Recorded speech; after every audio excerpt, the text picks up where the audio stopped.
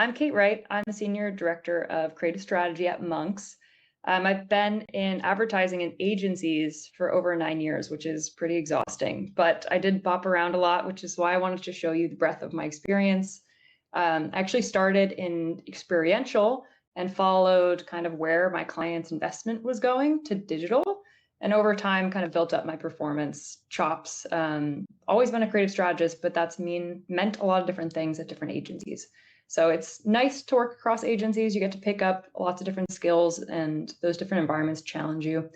But now I work at Monks, and I'm building my own team of amazing strategists. There we go. Monks is a pretty large global agency. It is over 6,000 people. Yikes. But our performance team and creative is only about 35. So there's a lot of big logos here. We work with a lot of the smaller and more mid-sized logos and mid-sized clients. But we are a very AI-focused agency, and we do a ton of production work on the brand side and a lot more kind of like the nitty-gritty of performance on the smaller side. So I'll get right into it. And by that, I mean into a small game. Okay, cool. I'm going to kick it off. This is the classic setup you're used to, but I've included only click-through rate. So do with that what you will. There's an A and a B for Coursera, and I'm going to keep my eye on the chat, but let me know which ad you think performed the strongest. D. Okay. It's a mixed bag, but I'm seeing a lot of Bs.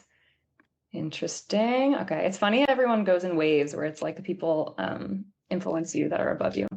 Okay, so click-through rate, more than double on B, but drum roll.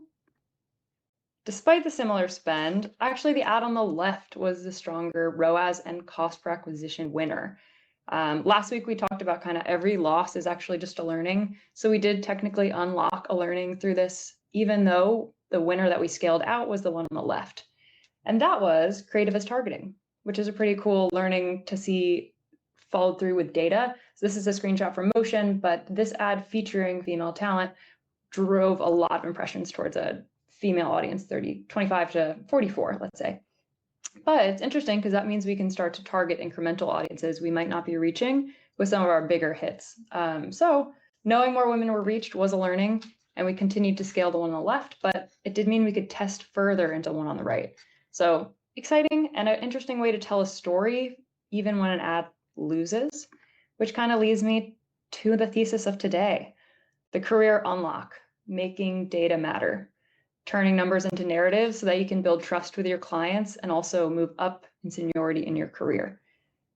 A lot of us probably have seen this, and it's our job as a strategist to find that signal and not the noise, and present what's only important and pertinent to making the future ads for our clients.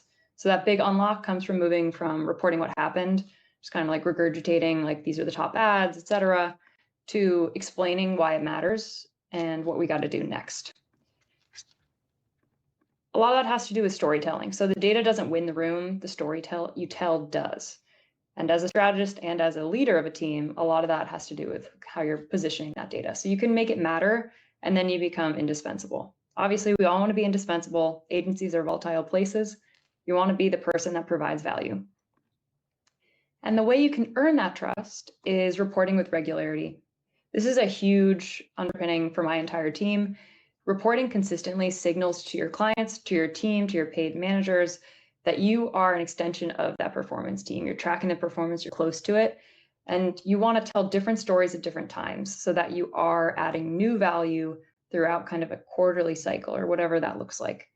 So this is the way I approach it. Weekly is your ad level. It's your tests, it's your new launches. You're staying close to the data and reporting when you can. Monthly is more of like a pulse check on patterns. And then your quarterly, this kind of goes back to Dara's diagnosis, but diagnose gaps or opportunities. And this is a great place to bring in fresh faces for exposure, but also a really great place to bring in outside support. So I'll show you an example of how you can bring in motion benchmarks, for example, to tell a really interesting story. And as a quick stop, I do want to reground in the KPIs from the first week. I think it's really important, especially when you're establishing a relationship with a brand that you're working with, to decide on your primary KPI and really stick with that. You can tell stories especially with UGC, with some of your secondary KPIs, which include like hook rate, hold rate, click-through rate, where you really want to be guided and rooted in something that's calculated, so it's not as fluctuating based on spend. So usually that's cost per acquisition or lead or download or whatever that is. And I would also highly recommend developing benchmarks that you can own based on averages. So if it's a new client, it can be challenging. I would recommend researching like your industry's benchmarks and trying your best there. But if you have a little bit of data, doing a look back and using the average allows you to have these benchmarks to move forward. Quick example, the primary KPI here is cost per event registration, but the secondary events, which are kind of helpful for the why, are the secondaries. So win rate is decided by your primary, and the story you tell is often reliant on your secondary KPIs. And this is just my take on some of the performance indicators as well. Hopefully, yep, there you go. You can see the bottom. From the top, engagement rate, I feel like this is pretty familiar to most people. Hold rate, hook rate, there are kind of best practices for that. Efficiency metrics, which I would say are your primaries. So return on ad spend, cost per acquisition. I know this is a little redundant for most of you, but I think directional is really important. And that is percent of spend or spend momentum in a lot of ways. So we work in an ASC plus world. Most of your setups are recommended to be ASC plus. And in that world, spend matters. So what the algorithm is putting its early bets on is often what it's scaling disproportionately. But what dominates can often be what they think is the strongest ad for you. I would say always cross-check your directional with your efficiency. So you don't want something spending all your budget inefficiently, but it can be valuable to keep an eye on spend, especially if you don't have a lot of signals. So for example, if you don't have a lot of purchases within a few days, spend can be indicative of which ad is more likely doing well. Contextual is, I included only like cost per meal or cost per 1,000 impressions, but this can be a good weather gauge for macro factors that can influence your account or potentially speak to imbalance. So we just talked about kind of like the different moments or tentpole moments in the year for your brand. If you are e-com, Black Friday CPMs will be high. That is not as reflective of the ad as much as it is the environment. So it's kind of just something to keep in mind. It can also show an imbalance or fatigue.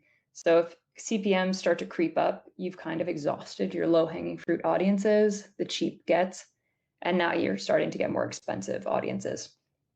My hot take is I don't think fatigue is that relevant anymore. But if you're ever questioned for what it is, it's a mixture of high CPMs, so high costs, low click-through rates, so dropping interest, and expensive CPAs. But I would say it's pretty rare, especially if you have an ASC setup, it's more likely those things will just wither on the vine and not get any spend. Anyway, my 2 cents on some of these is also just to be skeptical. These are some learnings I've picked up along the way. So older audiences are more likely to click, so they have higher click-through rates, but does not always mean they are your audience. Obviously, you can take that as you will. If you're selling something to older women, it makes sense, but for the most part, they just are more likely to click. If your spend is low, this is probably the most important. If spend is low, other metrics are going to be really deceiving for you.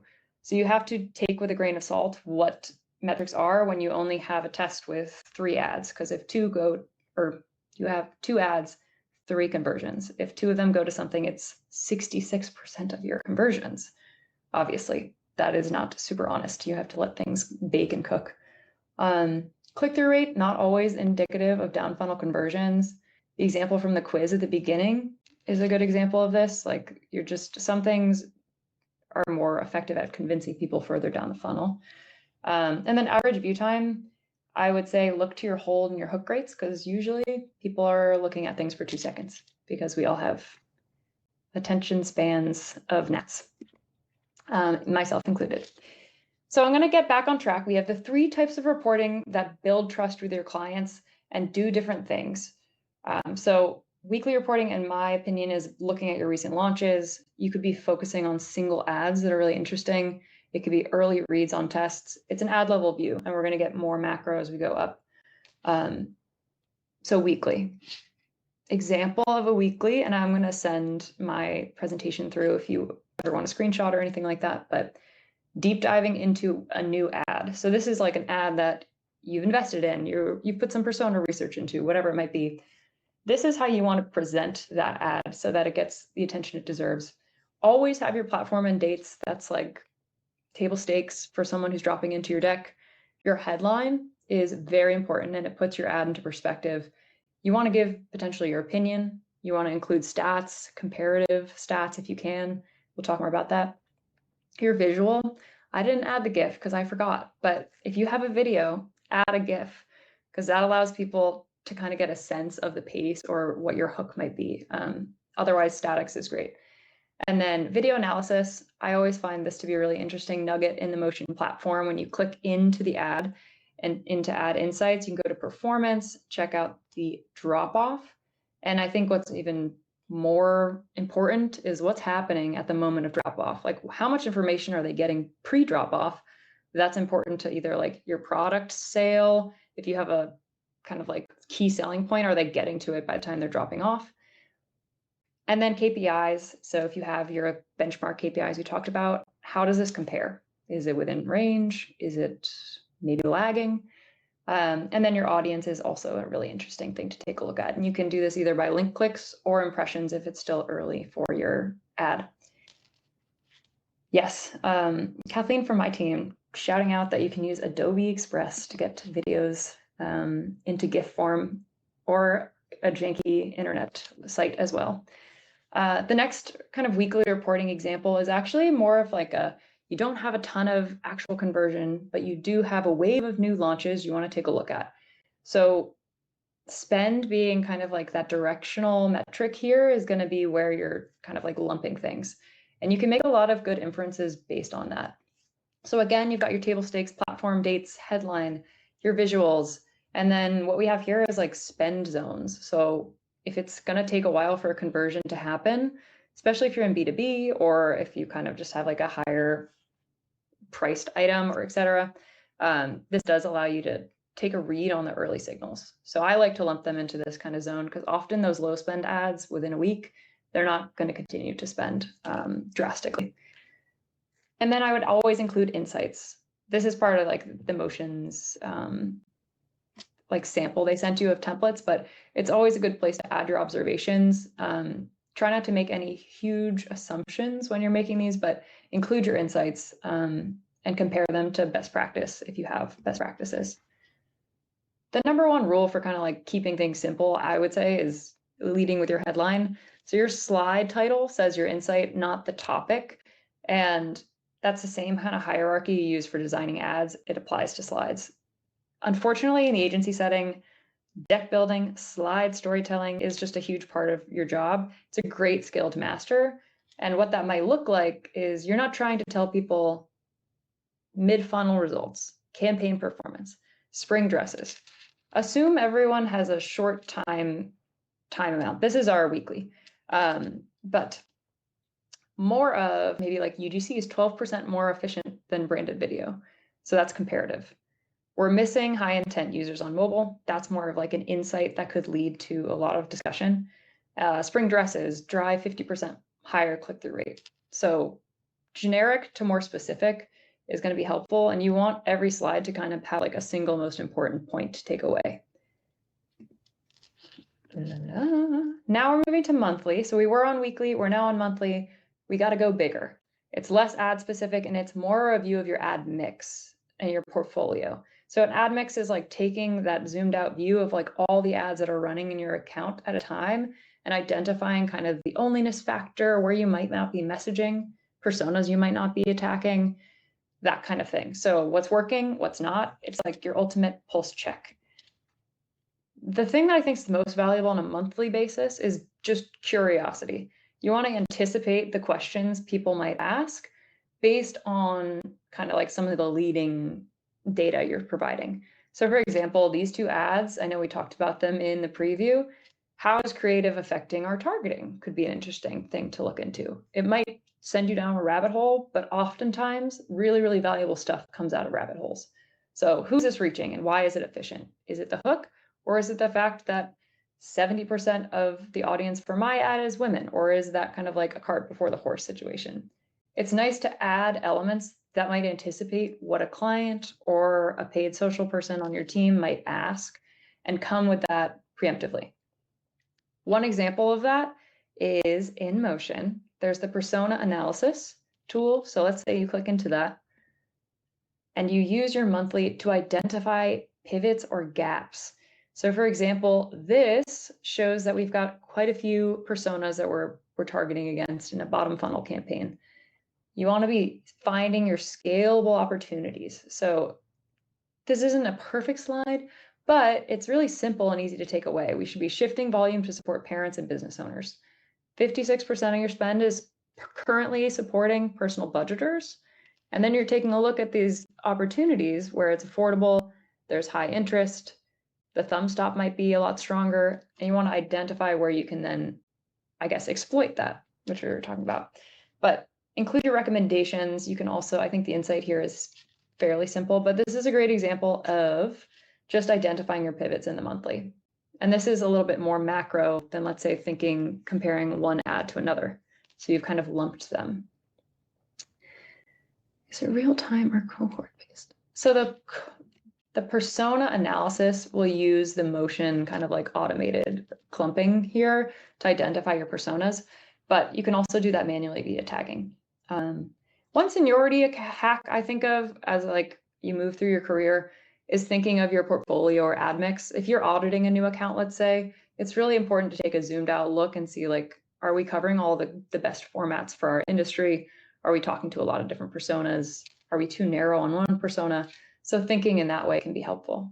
And back to monthly, this is also a good time to break down things into patterns. So it's pretty important to think less single ad and more full portfolio. This is an example of just like an ad that kind of takes a look at 1 year's breakdown of formats to the next. And I think what's a bold or not best practice takeaway here is suggesting that some of the format diversification actually didn't work. So you're allowed to take kind of big swings here if you can back it up with data. If best practice doesn't work for you, I would suggest testing into it or challenging convention when you can. So the idea here is break things into patterns, identify opportunities, and then exploit those whenever you can. Quarterly, which not everyone functions on a business quarters, but that's every 3 months or so, and that can be a good time to kind of do a zoom out. You'll have enough data oftentimes to make kind of like clear justification for insights, things like that. And it's a great time to retrospect, so look backwards, celebrate your wins. This is more of an agency thing, but it's important to justify where your value is to your clients. The same goes for if you're a strategy in-house. And to kind of make your role important, and then identify opportunities and pull in supporting research. So one of those research items you can bring in, and for additional context, might be like the creative benchmarks report. For me personally, I really find a lot of value in this, like, how many ads should we be testing in volume, best practices. Historically, there haven't been that many great resources for this, so I find it really great. The reason we looked to do this was specific to solving a problem for a client. So we saw that a lot of all of the legacy existing ads in an ad account were dominating all the spend. So I don't know if people feel this way as well, but let's say you have like 10 new ads, you launch them, none of them scale. They're all up against something that has 90% of your spend. So you're thinking to yourself, am I not taking enough swings? Is the volume need to be higher? How can I adjust that? So pause. This is also a place you want to bring in new faces. This is an agency, but also I think a good place if you're like within a team in a business to bring in different audiences for different perspectives and to keep that in mind as you're kind of crafting the narrative. So like CMOs want like the zoomed out TLDR, campaign managers want the data, and I would say put that stuff in the appendix. The most important thing obviously being a shareable link. Like for this, you'll get a shareable link. Now, so we ended up seeing like what the breakdown was for competitors. That was kind of on the side. Then we took a look at ad volume for what we produced versus legacy ads that had run for a long time. And this is kind of the infographic it spits out. It's pretty sick.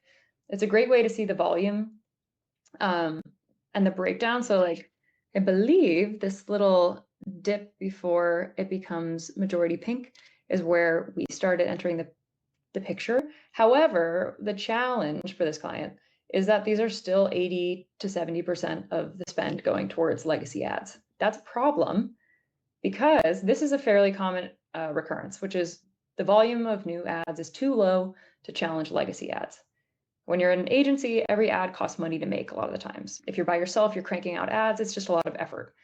But the problem is these legacy templates, legacy ads absorb all the budget, starve out your new ads as we go around the ring, and then your new ads get paused or marked loss. And then that reliance deepens on those legacy ads. So this is a fairly common occurrence. That's kind of like identifying the problem or your diagnosis. And then your solution is that we've identified that, we are providing solutions, and ideally you have the data to back up that it worked, which we do now, but at the time we did not. So recommending new volume and changes to your ad mix. Remember I said seniority talks to the portfolio and the change, a little less to the specific ads.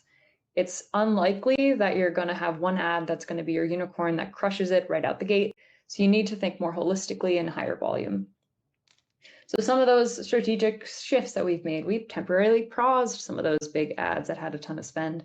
We were a little hesitant. It's a risk and reward balance, but temporary pause, see if it has a negative effect overall on CPA. Scaling strategies that were incorporated by the media team and increasing ad volume was like a large part of the diagnosis here. What ends up coming out of this quarterly is a proposal. So looking at our kind of like year-to-date average and then what we would recommend based on that benchmark report. So we got these awesome benchmark outputs. We're making way fewer than we need to be making, about half. So how do we fill the gap? Obviously, this looks different for every brand. This isn't necessarily the breakdown for you, but like this is our little corner of the world here for this client, and this is our recommendation. We're basically tripling our scope, which is obviously a business move, but it's also a performance move. So again, that's an example. I'll send out this deck for you. It does manipulate the chart, yeah. But the goal is to report with intention. Use your different meetings and your different FaceTime moments to drive home different messages so that you're adding more complex value to the accounts where you're working. So be honest, be thoughtful. Like I mentioned, be really curious.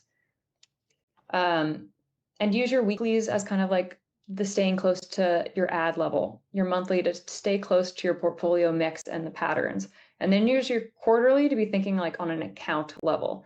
Like how are we changing the way we work? How are we changing the formats? All that good stuff.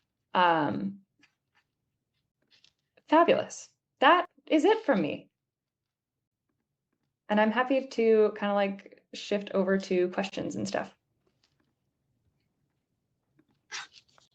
And I'll stop sharing my screen too.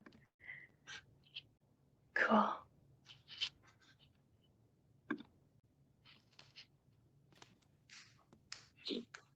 Round of applause. How you feeling? I'm good. I'm good. I was tracking the chat, which was too distracting for me. I should not have done that. Like hindsight 2020. Seeing all the questions come at the exact same time. It's like, okay, how can I pick it up and try to build it into my answer? And it's like, where was I? But everybody, thanks for making the chat so poppin'. It's so good. Okay, but for today, and right now, we're going to be diving into like more of the details. So one of the first questions that I saw come up here, Cate, and I'll pull it on stage, is around research. So the question was, what percentage of your strategy research is done using AI versus hard research, probably just like manually yourself these days? Yeah, I mean, I often use AI as like a to kickstart research. So like more often than not, it sometimes starts there. But I feel like when it comes to like hounding down hypotheses or things that I have hunches about culturally, I'll often do that with hard research and then like also help with AI. I would say now it's probably 50-50. That's probably not true. Probably 70% AI and 30% hard research. And it's shifted more and more AI over time. I would say it's pretty reliable. So like no harm in doing that. It's just a matter of like when you're looking into the data or the performance of the historical performance, that's more like where you want to get your hands dirty, I think. 100%. And there is still something about like having the baseline skill to be able to do it manually if you needed to. So you're really, it's not automating it away at that point. I think, yes, I'm like obviously pro AI, but I do fear it's becoming like kind of like I can't take the subway without my Google Maps situation where it's like I'm too reliant on the technology. So I do want to just make sure I like keep my research, I guess, muscles in shape. I do remember the MapQuest days quite well when I had to like remember what the MapQuest said, or I had to download and print out the sheets and be like, okay, what's going on here? So similar, similar to just like offloading it all. Yeah. Kate, one of the things that I saw pop up here was a bunch of questions around reporting, of course. But the first one that I'm going to pull up here is just like time. I'm also going to hijack it a bit. So Christina asks, what percentage of your time/role is spent on reporting? So let's definitely pick up that one first.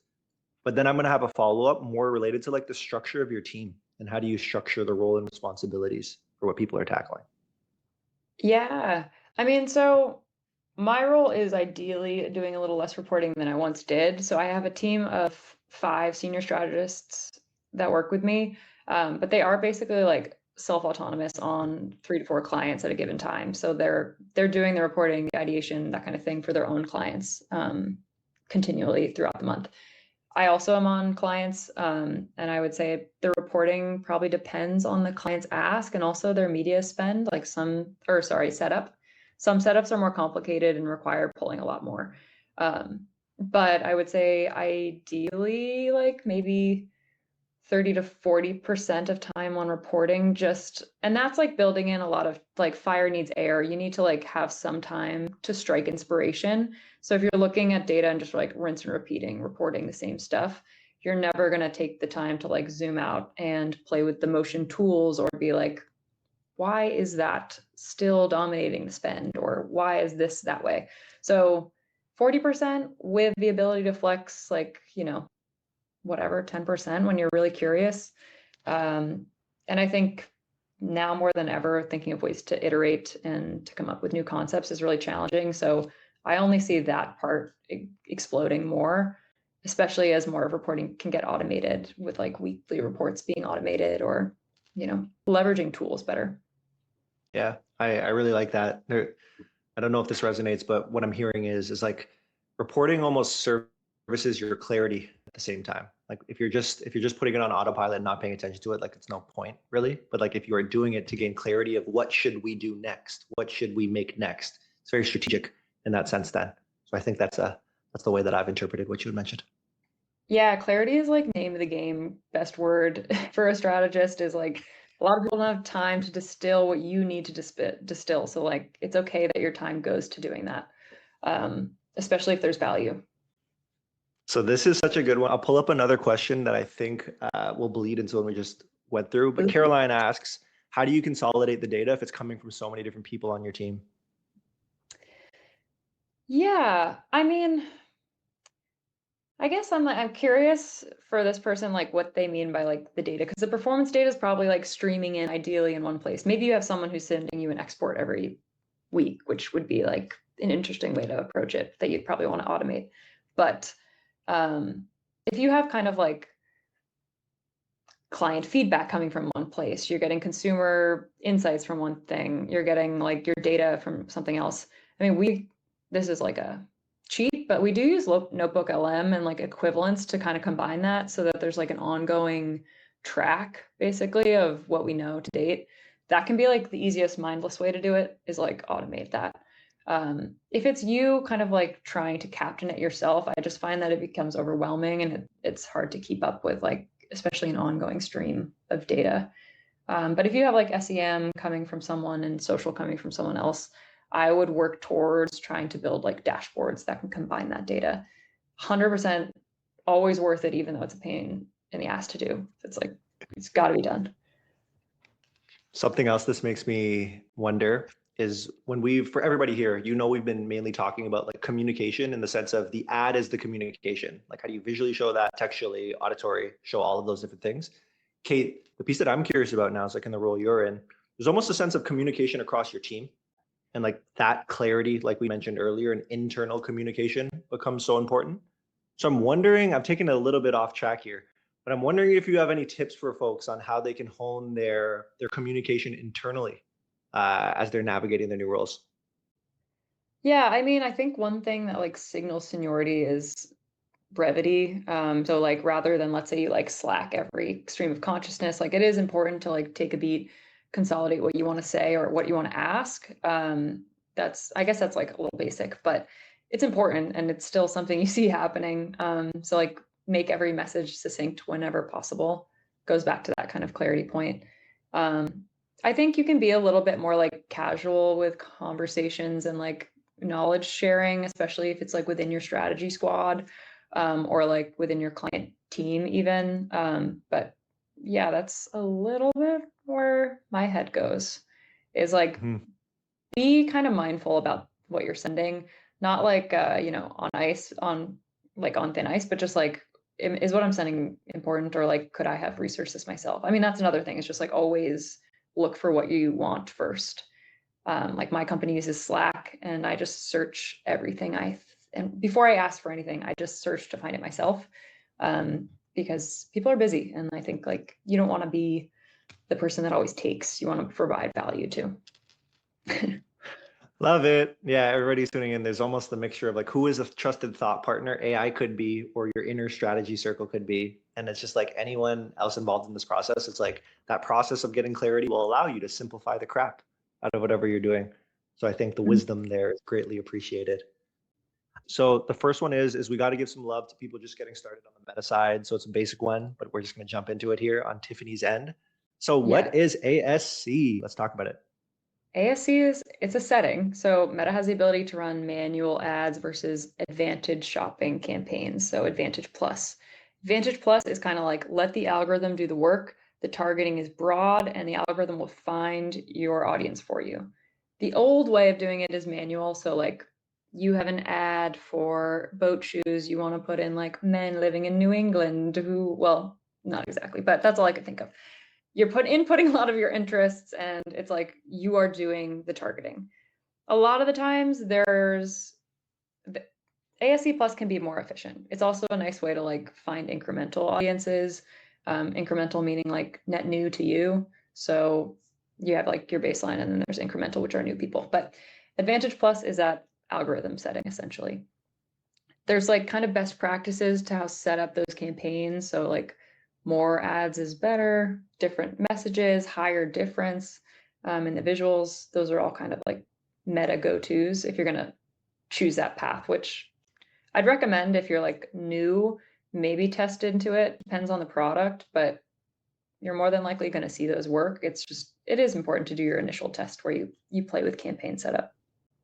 And when I say you do it, I don't actually set up campaigns and launch them. I will say that. I'm in an agency, so there's media people doing that, but it's important to partner with your media people, the people that traffic the ads, set them live, and do the setup. Like you do have a pretty heavy say in that expertise, and that's like a huge part of being more senior, is understanding the way the algorithms work and recommending things to your media team. Yeah. Amazing. It's also funny, Colette picks up, I'm from New England, we actually need boat shoes. So the humor and the delivery on the strategic end are great. The other one I'll pull in is from Ashley. So Ashley asks, what do you do when you only have one spending ad? Should you just assume that it's truly the best ad, even though the others really never was tested with spend? Or should you move the others to their own budget? Right. Yeah, I mean, this is a pretty typical problem, I think, is like if you have everything in one, let's call it like an evergreen ad set, you just put everything in. The historical winner, there's like a preference from the algorithm to keep feeding what it knows works. So there's two approaches. I did mention in one example that we like paused a top performer to let others work. That's not really best practice, actually. It's a little bit high risk. So what I would suggest is setting up what's called a preheating campaign. It's just like a separate campaign for your testing ads, and it lets not only the algorithm get to know your ads, so there's like a little more recognition. It kind of like evades the learning phase in a lot of ways too. You can put like smaller spend against that campaign and let them percolate in there, and then try to launch them from there. It's almost like you graduate what's doing well from that smaller set to your evergreen. It gives them a little bit better of a chance to compete. I would not assume always that the ad that's like dominating your spend is the best ad. But like I said before, for KPIs, you could keep an eye on efficiency. If efficiency starts to dip for that ad and it's like now it's a Titanic and it's sinking your account. That's the point when it's like, all right, what are we doing? Are we pausing this ad because the ends justify the means? So that's a lot of things. There's 3 things, is like identify once it starts to be weak and fatigue. That's when you can pause that hypothetically. But if it's doing well and it's strong, you might want to just like protect your new ads by putting them in a separate campaign, letting them kind of like go for a week or 2 before you graduate them. No, it's not necessarily different than a testing campaign. Preheating and testing are kind of similar, but you could have like less expectations for preheating than testing against certain things. Cate, how are you typically determining creative volume that's required? That's a good question. I think the reality is, like, we have scopes for how much we're allowed to make for clients before it becomes not profitable. So that's like reality check. But ideal world, and we do use the benchmarks. I think we also use a combination of like what's best practice for our setup. So if it's like an ASC campaign and we want to have like at least like 6 to 10 ads healthy, every test to have like 4 to 6 ads. That's kind of like where we kick off. And then I think you start to develop bespoke best practices for every account. So like some accounts can support a lot of ads, some less so. And I think that has to do with the thing that you're advertising. Like if it's a product, if it's a service, whatever it might be. But yeah, it's dependent, I would say. But like it's nice to have benchmark data to work off of. I would say a grain of salt, depending on like the subtle nuance of your product, but like it can be a nice starting point. For sure, for sure. And then kind of stepping away from the ads a little bit here, Mike had a question pop up. So Mike asked, do landing page matter? Telling the whole story because the ad may fail if a landing page is off, right? Are you speaking with the people making the landing pages too? Yeah, that's a great question. I mean, landing pages, yes, they do matter. And you can often, like if you're in charge of the ads, you can kind of tell when a landing page is failing if an ad crushes, but the conversion metrics are like mysteriously low or weak. That would be a place where I'd put a flag and be like, all right, something's happening that's not translating, especially if you have the ability to track like add to cart, but not purchase, or like some kind of like journey. But even if you can, if something is really, really doing well on all other metrics, it could be worth flagging that it's not working, because the landing pages often and the checkout experience are all important.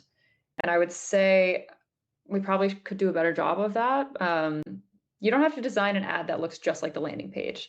That I think is like a little bit older style. Like obviously if you have UGC, it's not going to look right just like the landing page, but it's important to have like some elements of the message that like will ground them somewhere. There needs to be like some element of matching luggage in messaging, or like the price feeling the same. Things like that just need to be through lines. But yeah, landing pages are major, especially if you work in-house and you have like a say.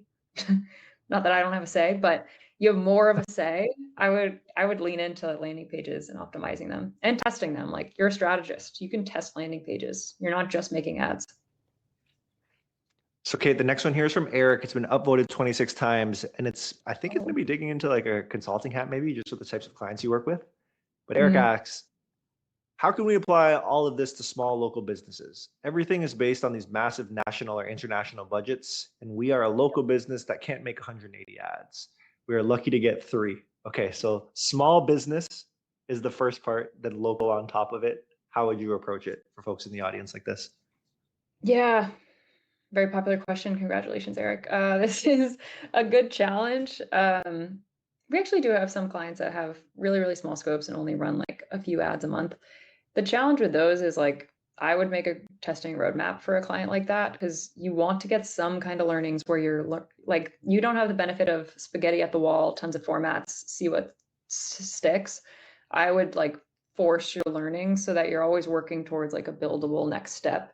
So like if you have a small business and you want to test, I would probably do messaging first, but like your 2 key messages or something like that, test those. It's okay if it's just 2 ads in there. And let it run a little bit longer, let it bake a little longer so you get signals. Maybe you rely a little more on the secondary metrics we talked about. So like engagement, if you can't reliably have like a lot of statistical significance. And then continue that testing roadmap. So like plot out maybe like a couple months to just devote to learning. And I do genuinely believe like a lot of the times that pays off with developing some good ads later down the line. What you can also do is like lean a little heavier into competitors, look around, like if other competitors in your space, I know this is like local business, so with a grain of salt, maybe you find like something that feels like a macro version of what you work on, but find those competitors, see what they've tested. And if you find any patterns where they've like clearly iterated on a certain look and feel, or like, you know, like including a person in this or graphic design, like use that as well. Try to get as much like scrounge together what you can and then develop your testing roadmap. That would be my suggestion. And it's okay that Huge. the ball is slow. So Cate, let's say I'm Eric and I'm like, okay, messaging, that's the first step. Okay, I got to lock in my messaging. How should I come up with that killer messaging? Ooh, I think a lot of it is like persona research, like going back to some of the earlier sessions about like what do people really want. I always think it's really important to like never be fully speaking from the brand's point of view, like what they think is the most enticing, and instead be like, we've identified potentially some personas that are valuable or we have high confidence in. Especially at the early stages, it's like what's your gut and what's the research telling you? So you have like your high confidence peeps and you want to reach them, like what are their key motivators or barriers? And that way you could potentially only have like 3 to 5 messages you want to test out at the beginning.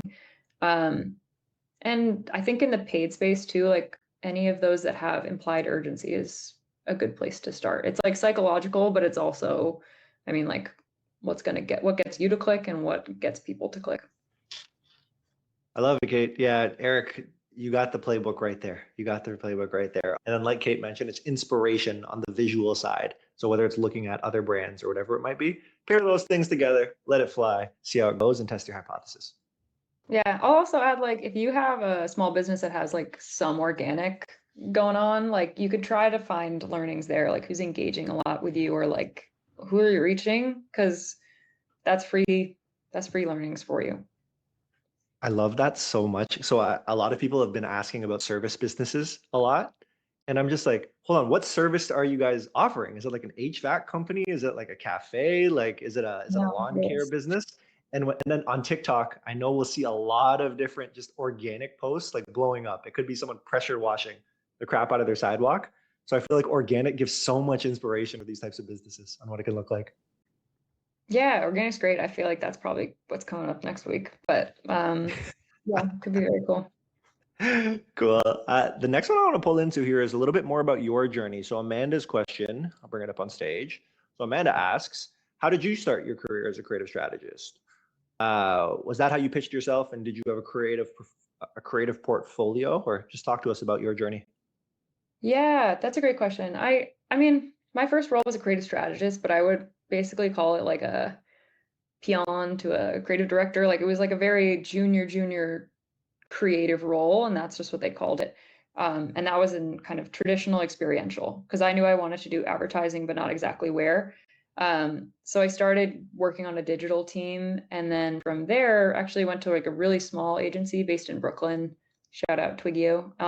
They taught me so much that I learned right from the founder about paid performance stuff.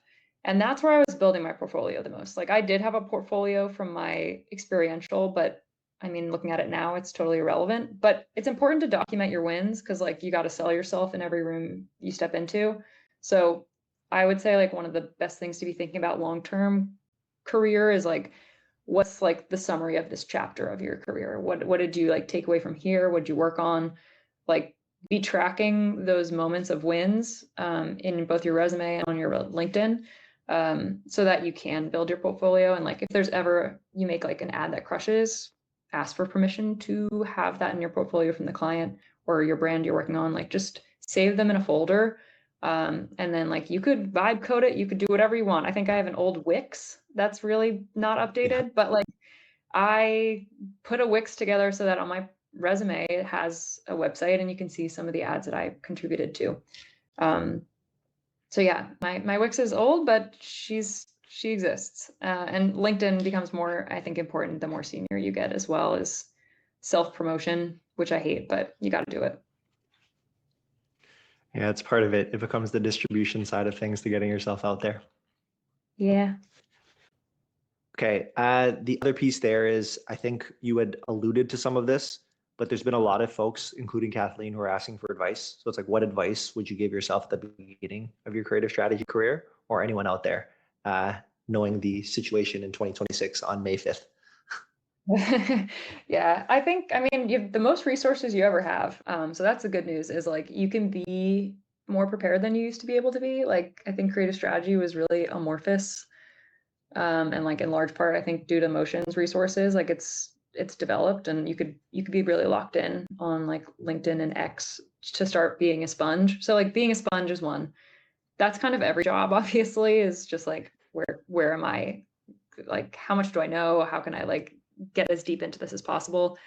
Early career stuff, I think it is a bit of like the self-promotion we talked about, is like you got to be your best advocate. It's an agency POV, but like if you're interviewing a lot, you get better at telling your own story. And that is a good skill to have, is like, what are my strengths and how can I verbalize them to other people? And know like where your role fits in different organizations and where it's more valuable than others. That's one thing. I guess early career strategy to, I mean, if you're in a different role and you're trying to kind of like transition to creative strategy, I think it's like jumping in and offering up a little pro bono help wherever possible, or like starting to position like your POVs to be a little more strategic and saying them out loud, and kind of like fake it till you make it on your team. So you're a designer, but you're still thinking really strategically, and like you've brought a little extra thought to this concept that you're bringing to the team, or you're pitching to the team.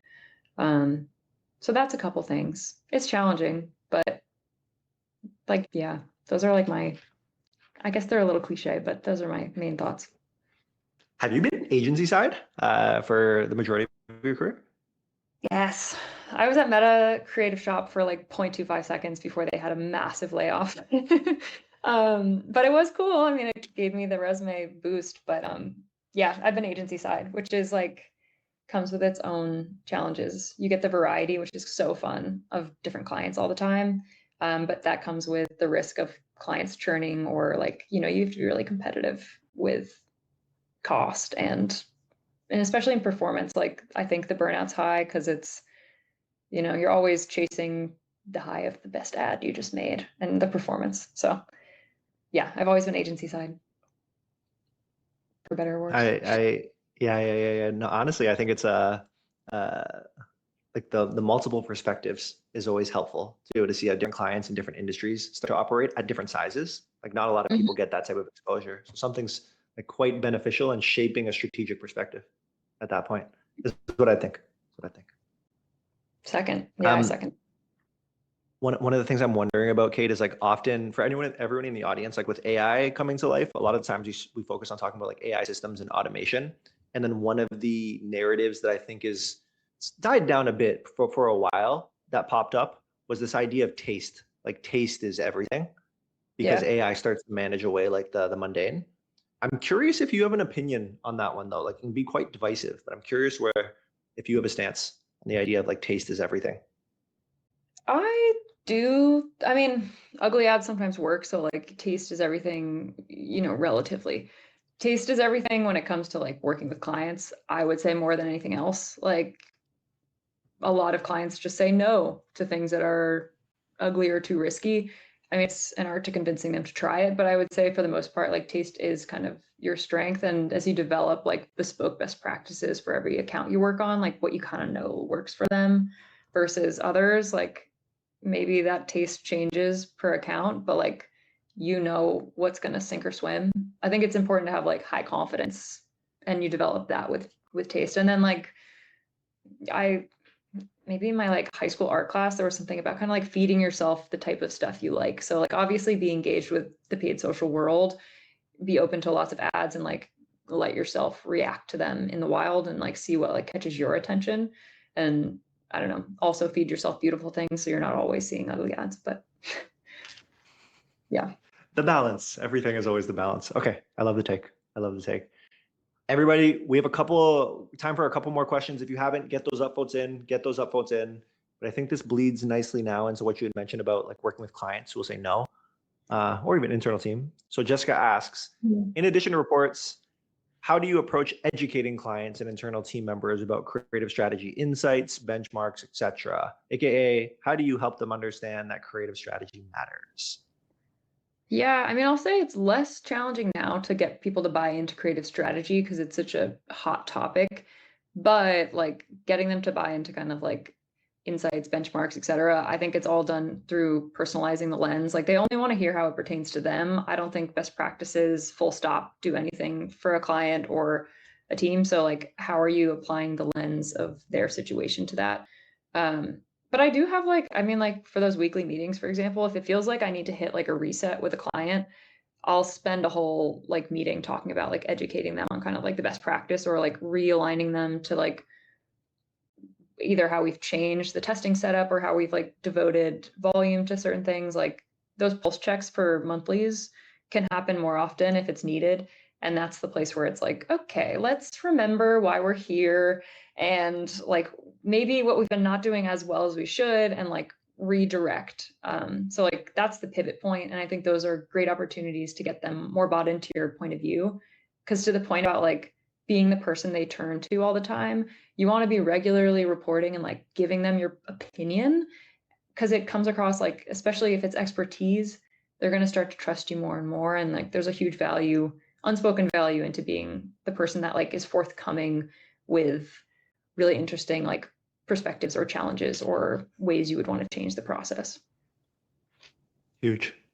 Okay. The last one I'm going to pull up here seems like a doozy. So I think we might have to read through it a little bit. But it sounded like a good one was coming up there. So Pascal. Hi, Cate. Your spend zone framework hit hard, especially the reality that the low spend zone is where small brand operators like me actually compete every day. The honest question, how do you out-iterate a legacy brand whose agency ships 30 to 50 creatives a month on retainer when your whole monthly creative budget is what they spend in a week? And does your answer shift now that one operator with an AI chatbot in their corner can punch way above their old weight class? On that note, you have a preference between Claude and Runneth. So a bunch of different things in there, but like punching above your weight class, being a smaller brand, and speaking to those folks again. Yeah, I mean, that is challenging. Like, I mean, you buy impressions. So like it is challenging, no doubt. Probably like iterating towards like identifying their key personas and finding like potentially a place you can exploit that they're not talking to a lot and test into if that's efficient for you is one way to do it. I mean, it's a little bit hypothetical right now, like or theoretical, I should say. That's one way is like if they're really hitting home on one thing, it's either they're hitting it because it's working, but if they're about to outspend you, you're never going to get the frequency they're getting. So like maybe go elsewhere. The other thing you can do, I think, is like, I mean, you just got to be a little more careful with what you're putting out there. I think like you could be pre-testing stuff with small budgets. You could also be like relying more on your organic. You could just kind of try. I think it's just a challenge. Like money will do a lot of the work, but assume that like they're not crushing it on every single ad too. Like if something's live, it doesn't mean it's necessarily doing well or that it's like having a great reach. They probably also have a similar situation where like a few ads are really what's getting a lot of the spend. So keep an eye on what's live for a long time. I think you can play the game of like dipping your toe into like, I'm copying them versus I'm really, really zagging where they're zigging where they're zagging, whatever. You know, you're like either the onlyness or like you're kind of leaning in and seeing if you can ride coattails. The other thing you could do is like directly call them out in an ad. Like if it's an us versus them, if you have a differentiation that's unique, that's probably a good format for you to lean into because like David and Goliath style could work for you. But it's a hard challenge. Also, I don't have Claude. I'm sorry. So I do use Runneth a lot, and we have proprietary tools. So there's a bit of like a chat, I don't know, cocktail happening on my side. I'd love to try more Claude. But for now, I don't have an opinion on it. It seems sick. And everyone on LinkedIn is telling me I can make 1,000 ads in a day. So I don't know. Maybe I should, but Okay, you're the best. I'm wondering if you have any final words to leave with our audience today. I think there's so much to learn about like media setups and ads and things like that. I think it's sometimes easy to like lose track of the soft skills that get you really far in your career and the types of like small actions and ways you position yourself that will ultimately be a big determinant of how far you get, especially in like an agency setting where you're more likely to be interviewing more often than in other places. So soft skills really do matter. Presentation styles, developing narratives is not just in ads, it's also in how you report on the ads, and also like how you report on yourself. Like these soft skills, there's a lot of hard skills, and it's going to be easier and easier for people to pick them up and to read the best practices and to be knowledgeable. So like the softer things, that even includes taste, but communication and soft skills and taste will matter more in the future. And I think ultimately are a huge part of like where you'll end up too. Appreciate it, Cate. This has been amazing. Everybody in the chat, blow it up, show the love, all the emojis. Appreciate it so much. Thank you guys so much. I love motion so much and I was so scared. So I'm so glad it went well. I love you all so much. Thanks, Evan. Love it, Cate.